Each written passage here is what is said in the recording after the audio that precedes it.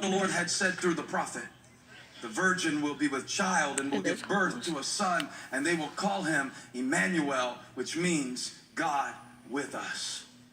And when Joseph woke up, he did what the angel of the Lord had commanded him and took Mary home as his wife. But he had no union with her, just to make it clear. He had no union with her until she gave birth to a son, and he gave him the name Jesus. I want to speak for just a few moments today on the benefit of the doubt. Christmas is rightly celebrated as the story of new beginnings, but the story begins at a dead end. By the time you get to Matthew chapter 1, heaven has been seemingly silent since the time of Malachi the prophet for several centuries.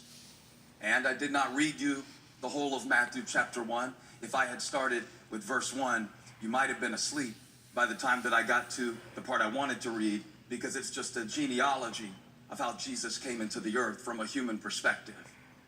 And Matthew gives us 14 generations between Abraham and David, 14 more between David and the Babylonian exile of the people of Israel, 14 more from the exile to the birth of Jesus Christ. That's all in Matthew chapter 1. It's a list of names, really, but it signifies how, at this point in God's redemptive story, as told in the pages of Holy Scripture, heaven has hit a dead end. God has sent the law to his people, but they broke it, literally.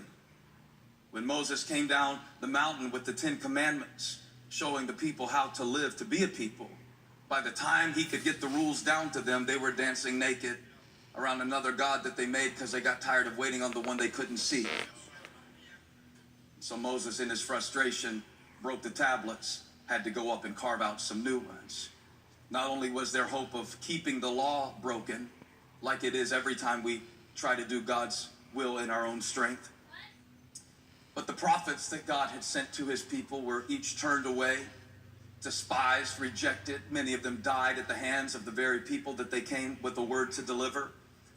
And so now they've broken the law, disobeyed the prophets. And by the time you get to Matthew chapter 1, heaven has hit a dead end. And as man after man after man after man comes into the earth, none of them being the Messiah who is able to rescue and redeem, it seems that we're at an